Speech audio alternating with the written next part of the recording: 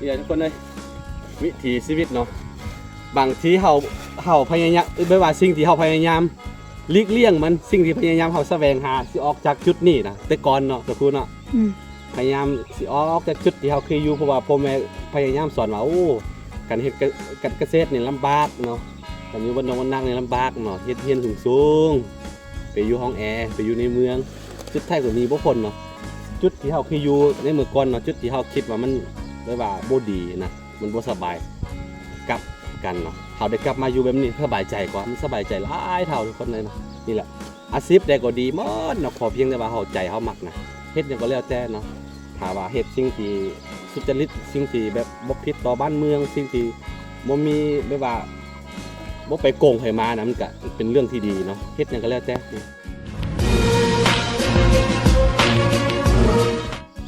สบายดีตอนเช้าเนาะพบกับบรรยากาศเช้าบ่เช้าแล้วตอนนี้ประมาณ 8:00 นปลายแล้วเนาะเอาอยู่ที่บ้านสวนคือ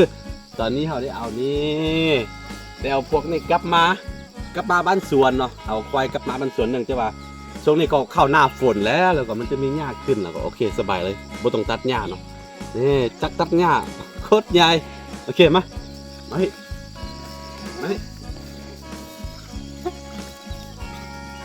นี่แล้วก็มูลของมันนะขี้งัวขี้ของมันก็สิได้ใส่พวกกันต้นไม้ที่เราปลูกไว้พี่น้องได้กำไรนี่มันคือจักตัดหญ้าสั้นดีเลยมึงไอ้อย่าหาเห็ดเฮ้ยเครื่องเด่นไม่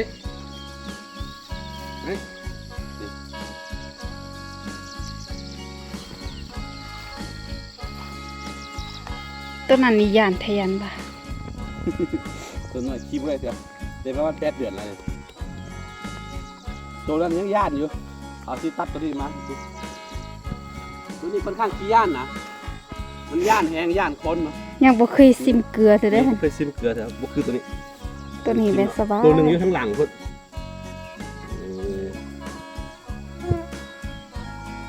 เดี๋ยวมันน่าก็ใหญ่มาเท่ามันก็ตัดขายเขาควายดอนราคาแพงเด้ออยู่พี่เด้ออยู่ฝั่งไทยมีเนี่ยเอามาขายก็ได้คือกันแพงพี่โลนึง 2,000 บาทตัวแม่เนาะ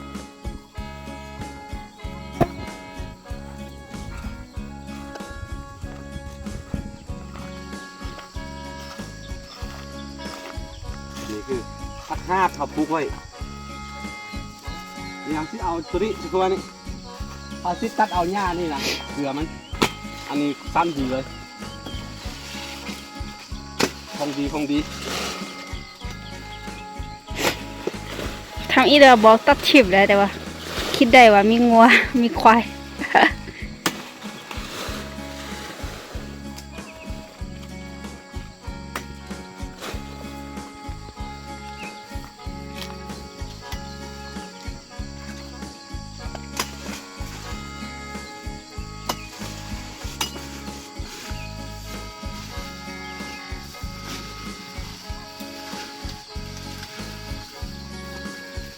เป็นอาหารสั้นดีของมันเลยนี่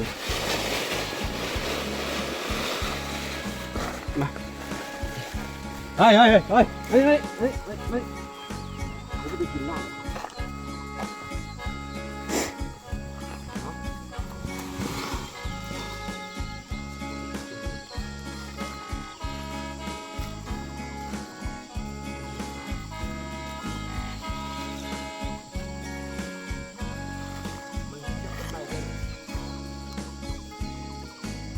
ไม่รู้อย่าเลยไม่รุ่นอย่าเลย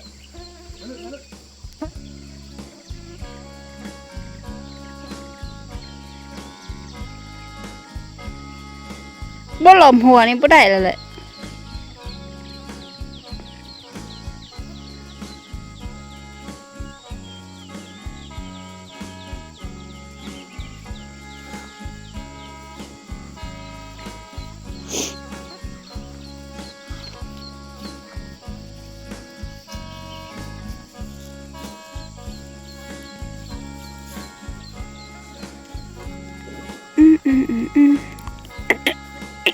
แต่ละมือส้นลายผมจะได้อยู่สวนแบบนี้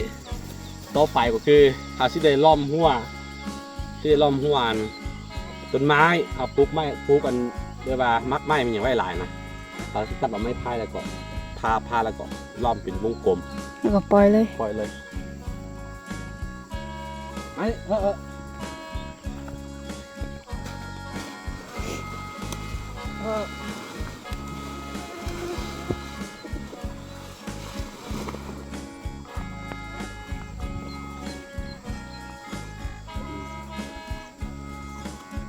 ตัวนี้กว่าสิเอามาได้เมื่อวานนี่โอ้โคตรยากตัวนี้ค่อนข้างดุ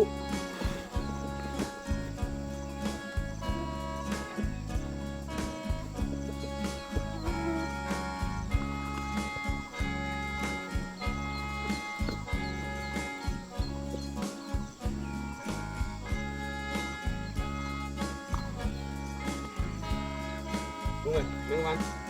เลือดเต็ม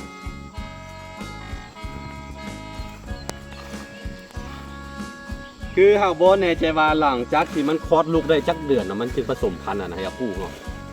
ตอนนี้น่าจะได้8 เดือนแล้ว8 เดือนแต่ว่าบ่ฮู้ว่ามันผสมพันธุ์แล้วบ่เฮาบ่ฮู้บ่สั่งเบิ่งเพราะว่าเอากลับมาพี่มันบ่มีตัวผู้เนาะเอาไปปล่อยเพิ่นประมาณ2 เดือนบ่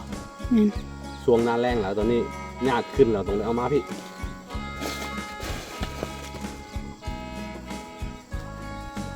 ยังบ่มีเถอะ นี่แหละทุกคนเลยวิถีชีวิตเนาะบางทีเ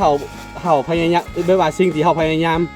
หลีกเลี่ยงมันสิ่งที่พยายามเฮาแสวงหาสิออกจากจุดนี้นะแต่ก่อนเนาะสักครู่เนาะพยายามสิออกจากจุดที่เฮาเคยอยู่เพราะว่าพ่อแม่พยายามสอนว่าโอ้การเฮ็ด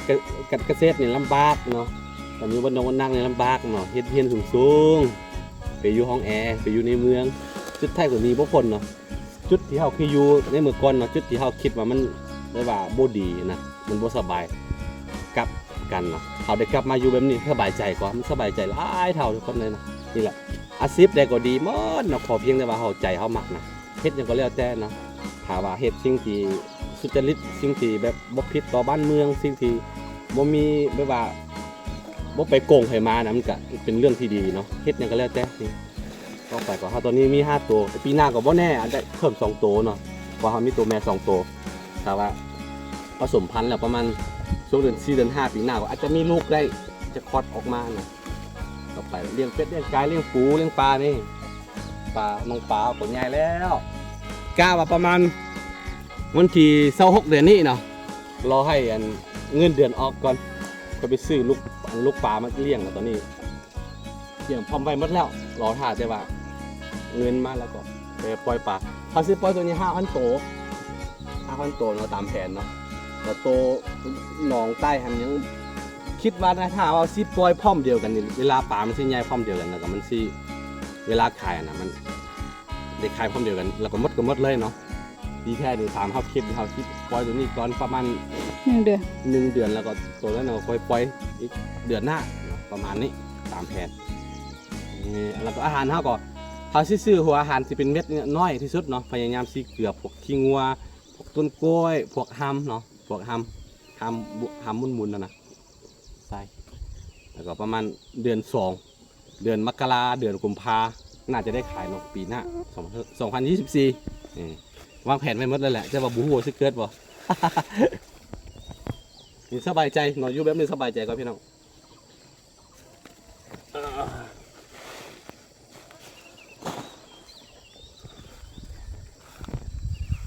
ตัวหนึ่งอยู่พุ่นเอาไปมัดไว้พุ่นคือบ่มัดนี่บ่ได้ละเพราะว่ายังบ่ทันได้ล้อมหัวเลยมันสิไปเหยียบต้นไม้น่ะโอ้ต้นไม้ต้นหนึ่งกว่าสิเอามาฮอดพี่เนาะ200-300 บาทยาก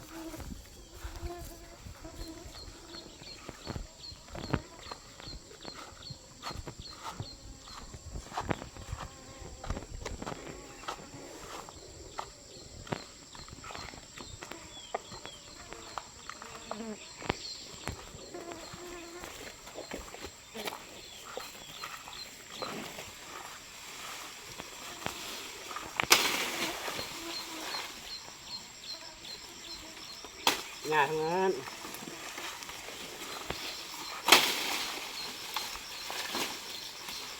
ตัวนี้กินหลายสุด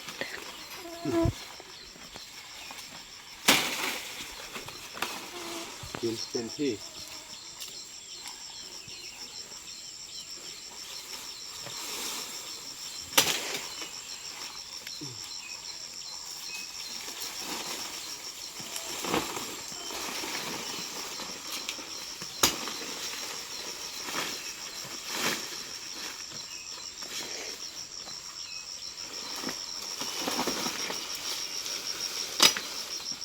เต็มที่ลูกพ่อ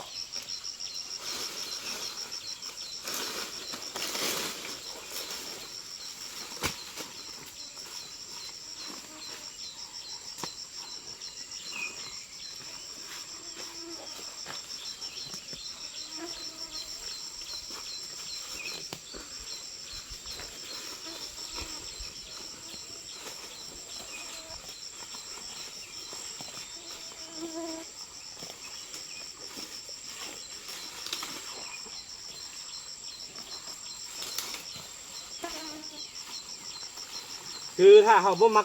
มัดตัวน้อยนี่ไว้นี่มันสิพาตัวน้อย2ตัวหันไปกินปลาลงไปโละนะ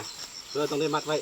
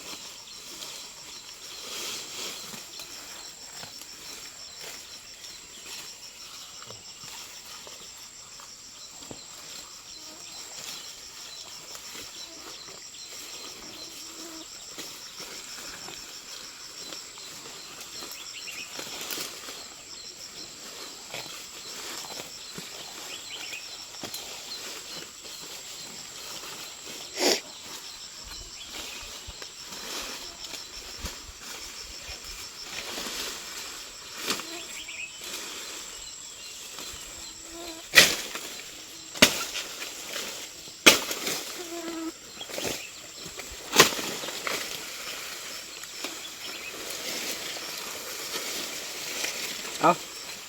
ไอ้สัตว์เอ้ยเอา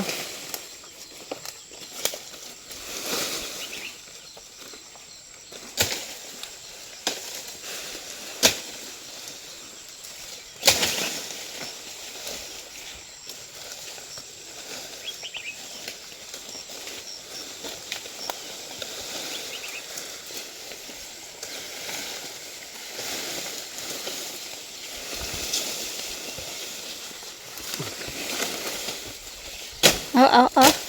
ตัวไหนสิมา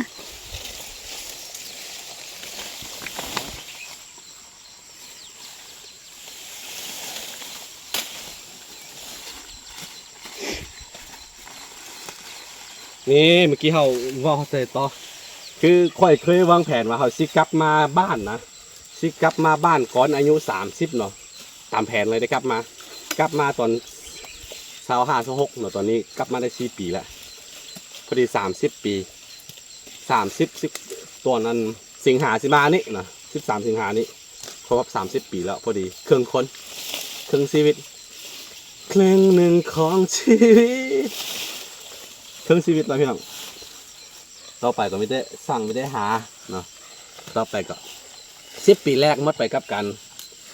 ความให้เดียงสารเอาคือ10 ปีแรกนี่เป็นช่วงเวลาที่แบบมีความสุขที่สุดเลยสำหรับเด็กบ้านนอกคือค่อยเนาะเพราะว่านี่ได้ว่าตั้งแต่หูความได้จำความได้เนาะคือตื่นมาก็ไปเล่นไปเที่ยวปลาไปนี่ไปเล่นกับหมู่แล้วก็คิวแล้วก็กลับมากินแล้วก็ป้ายต่อเนาะช่วง10 ปีลงมาเนี่ยโทเป็นช่วงที่แบบมีความสุขที่สุดเหรอ10 ปีต่อมาก็หมดไปกับการศึกษาเฮียนเลยโอ้หมดไปกับ20 ปี20 ปีเต็มเนาะก็นี่ช่วงที่ไว้30 ปีก็หมดเวลาไปกับการสร้างกันหาการสร้างครอบครัวนี่นี่แหละชีวิตคนเฮาเนาะแป๊บเดียวนึงเผลอแป๊บเดียวใน30แล้วต่อไปก็อีก30 ปีข้างหน้าก็มีหมดเวลาไปกับการสร้างกันหานี่แหละทักษะสิ่งเดียวหามาได้เนาะ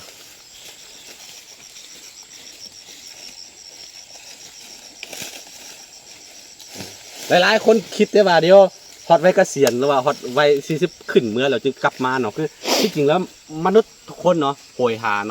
ความธรรมดาโหยหาได้ว่าความสุขเนาะความสุขตามหาได้ว่าหลายๆคนพอเจอกลับไปว่าหาคำตอบให้ตัวเองบ่ได้หรือว่าสิ่งที่หาบ่เจอจนมือตายก็มีก็คือนั่นแหละความสุขเนาะ ความสุข ตามหาความสุขทางนั้นนี่พี่น้องเลยใช้ชีวิตให้เต็มที่อันนี้ก็คือมาปล่อยแล้วก็มาเลี้ยงงัวมาเลี้ยงควายเดี๋ยวมื้อนี้สิได้ล้อมหัวพี่น้อง จบปริญญาตรีมา เพื่อมาเลี้ยงควาย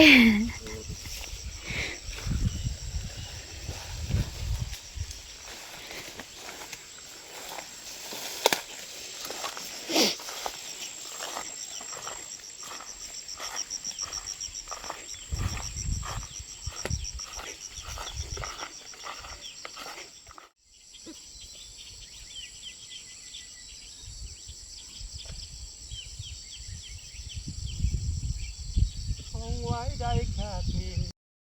หวนมาซ่อนพอไว้ในใจ